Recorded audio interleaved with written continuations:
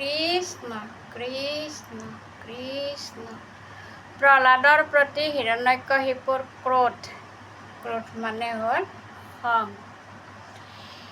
এই ঋষিণী গদতি এই ধৰ্ম নৰপতি,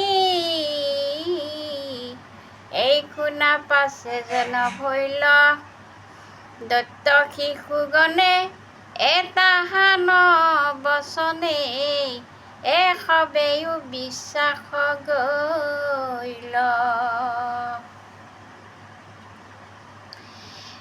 প্ৰহ্লাদ মহন্তাই উপদেশ দিলা বাৰম্বাৰে তাসম্বাক, যিমতে শিখাইলা সবেও ধৰিলা নেৰয়কে হোতাহাক। এই দত্ত শিশু শৈশৱেও বোলয় এই গুৰু নজনয়াক, দায়া কৰিলন্ত প্ৰহ্লাদ মহন্ত সবেও এৰিলো তাক। কৃষ্ণ। এই দায়া কৰিলন্ত প্ৰহ্লাদ মহন্ত সবেও এৰিলো তাক। ধৰ্ম অৰ্থ ছয় এই যিটো শাস্ত্ৰ ছয় তাত কাম, এই ধৰ্ম অৰ্থ কয় যিটো শাস্ত্ৰ ছয় তাত কাম নাহি কয়। এই তাকেহে সদায়ে গুৰু শিখায়, জানিলো সবে নিশ্চয়। প্ৰহ্লাদে দেখিল ৰাম সবেও ধৰিল হৰি ভকতিৰ পথ। প্ৰহ্লাদে লগৰীয়াবিলাকক ভগৱানক কেনেকৈ ভক্তি কৰিব লাগে, ডাঙৰক কেনেকৈ মানিব লাগে, সন্মান কৰিব লাগে, কি কাম কৰিলে ভকতি অৰ্জন হয়, এইবিলাক শিকালে, ক'লে, শুনালে। আৰু লগৰীয়াবিলাকে শুনি প্ৰহ্লাদে যি বুলিছে সিহঁতেও সেইবিলাক ধৰি ল'লে, অৰ্থাৎ ধৰ্মৰ ৰাস্তাটোৱে গ্ৰহণ কৰিলে আৰু ব্যভিচাৰৰ ৰাস্তাটোত যোৱা নাই। সেই আনন্দ ভৈলন্ত দত্ত শিশু সন্ত, পুৰিলেক মনোৰথ শুক্ৰৰ তনয় পাছতে দেখাই সবাৰো বুদ্ধি ভেদিল। আমি শিখাও যত আনুশাস্ত্ৰ মত, সবেও তাক এৰিল। বিষ্ণু ভকতিৰ উপদেশ দিল প্ৰহ্লাদে প্ৰহ্লাদে দত্ত সবক। শুক্ৰাচাৰ্যৰ পুত্ৰই প্ৰহ্লাদৰ আৰু প্ৰহ্লাদৰ লগৰীয়াবিলাকৰ অৰ্থাৎ গুৰু আছিল, পণ্ডিত মাষ্টৰ। তেওঁ ভাবিলে মনতে মই যিবিলাক শিকাই আছোঁ ইহঁতে সেইবিলাক শিকি লোৱা নাই, আৰু প্ৰহ্লাদে যিবিলাক কৈছে, শিকাইছে, শুনাইছে সেইবিলাকহে ইহঁতে লৈছে। এই বিষ্ণু ভকতিৰ উপদেশ দিল প্ৰহ্লাদে দত্ত সবক, হেন দেখি দুয়ো ৰাম গুৰুৰ তনয় পাইলন্ত মহাভয়ক। যেতিয়া প্ৰহ্লাদে প্ৰহ্লাদৰ জ্ঞান ভক্তি আচৰণবিলাক লগৰীয়াবিলাকক শিকালে, তেতিয়া ভয় হ'ল আৰু প্ৰহ্লাদক শিক্ষা দিয়া গুৰুৰ। সেই মহাবেগ কৰি প্ৰহ্লাদক ধৰি খণ্ড মাৰ্কে ল'ব দিল ৰাম, খণ্ড মাৰ্কে লৰ দিল। যেন মতে সবে দত্ত শিশু ছয়, প্ৰহ্লাদে মতি ভেদিল। এই ৰাম ৰাজাৰ আগত শুয়াই বনত সকলো কথা কহিল, শুনা দৈত্যপতি তুমি মহামতী যেহন কথা মিলিল। এই বুলি মানে প্ৰহ্লাদৰ শিক্ষকজনে প্ৰহ্লাদক ধৰিবলৈ খেদিলে আৰু যে তই কি কৰিলি, দৈত্য শিশুবিলাকৰ মতিভেদ কৰিলি আৰু ৰাজাৰ আগত যাই জনালে যে শুনক দৈত্যৱতী, বৰ ডাঙৰ কথা মিলিল, এটা বৰ ডাঙৰ কথা হ'ল। এটিখনে মাত্ৰ প্ৰহ্লাদ আছিল হৰি ভকতিক ধৰি, দত্তৰ তনয় যতৈকয় আশ্ৰয় সবেও বোলয় হৰি। যেতিয়া মানে খণ্ডামাৰ্কে দৈত্যপতিৰ ওচৰত গৈছিল, তেতিয়া প্ৰহ্লাদে লগৰীয়াবিলাকক কি কৰিছিল যে তেওঁ যেনেকৈ ভগৱানক চিন্তা চৰ্চা কৰে তেনেকৈ চিন্তা চৰ্চা কৰিবলৈ দিছে আৰু লগৰীয়াবিলাকেও সেই ৰকমে চিন্তা চৰ্চা কৰি আছে। এই বাক্য শুনি হিৰণ্যকশিপুই এই ক্ৰোধে কৰিলে কোপ, ক্ৰোধত দৈত্যৰ কাম্পে কলে বৰ, এই পুত্ৰক ধৰিবে মনে, তিৰস্কাৰ কৰি নিষ্ঠুৰ বচনে, গালি কপাৰে দুৰ্জনে। আৰু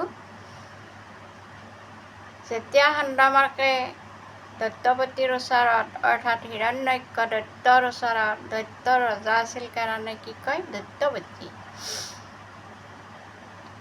আৰু সেইবিলাক শুনি হিৰণ্যক দৈত্যই খঙত জ্বলি পকি গ'ল আৰু প্ৰহ্লাদক ধৰিবলৈ চেষ্টা কৰিলে। হে ৰাম এই গালি পাৰিবাক যোগ্য নহি, কয় প্ৰহ্লাদ সন্ত মহন্ত, চক্ষু তেৰ কৰি হিৰণ্যকশিপুই মহাকোপে চাহিলন্ত। হে ৰাম অভাৱে হয় কৃতাঞ্জলি হুয়া, প্ৰহ্লাদ বহি আশ্ৰয়, হে নম্ৰ ভাৱে ৰৈ কৃতাঞ্জলি হুয়া, প্ৰহ্লাদ বহি আশ্ৰয়। হে ৰাম লাঠি পায়া যেন এই নিদাৰুণ সৰ্পে, আতি ক্ৰোধে প্ৰকাৰয়। প্ৰহ্লাদে খুব ধুনীয়াকৈ বহি আছে। ভক্ত সদায় নম্ৰয়ে, ভক্তইতো আৰু অহংকাৰ নাই, গৌৰৱ নাই, সিহঁতে অকল ভগৱানক চিন্তা কৰি কৰিয়ে সমস্ত দুনিয়া সংসাৰ চলি যায়। কিন্তু হিৰণ্যক দৈত্যই প্ৰহ্লাদক গালি পাৰিছিল, তেতিয়া কৈছিল যে পিতা তুমি গালি নাপাৰিবা, কিন্তু হিৰণ্যক দৈত্যই যেনেকৈ সাপে ফুচফুচাই, খুব খঙাল সাপে, ফেটি সাপে, ঠিক তেনেকুৱা হ'ল আৰু কি কৰিলে, তেনেকুৱা কৰিলে আৰু প্ৰহ্লাদৰ পিনে চকু তেৰাকৈ চালে। হে দুৰ্বিনয়ী শুন মোৰ বাক্য মনে গুণ, হে মন্দ বুদ্ধি মন কৰা, হে কুলভেদ পাপী আজি অধোগতি যাইবি, শুন ওৰে অধম বৰ্বৰ। এতই মোৰ বচনক কিঞ্চিতেকো নকৰস, মোৰ আজ্ঞা ভাঙিলি দুৰ্জন, আজি তোক খণ্ড ধৰি কাটি খণ্ড খণ্ড কৰি, এই দিবু তোক যমৰ সদন। যে বাছা তই বংশৰ কি কৰিলি, দুৰ্নাম কৰিলি, কুলেংগাৰ, তই পাপী, আজি তোক মই কি কৰিম, তই মোৰ কথা নুশুন, তোক আজি মই পিচ পিচকৈ কাটি তোক কি কৰিম, যমৰ ঘৰত পঠাম। সেই মোহৰ ক্ৰোধক দেখি তিনি লোক জপাই আঁকি কাম্পে আতি তৰতৰি কৰি ইন্দ্ৰ আদি দেৱগণে নিৰন্তৰে সেৱা কৰে মানা কৰি মোৰ পদে ধৰি। যে মোৰ খং দেখিলে এই তিনি লোক কপে স্বৰ্গ মৰ্ত্য পাতাল, আনকি ইন্দ্ৰই মোৰ ভৰিত ধৰে। কোনে ক'লে? হিৰণ্যক দত্তই। কিন্তু তই কি কৰিলি?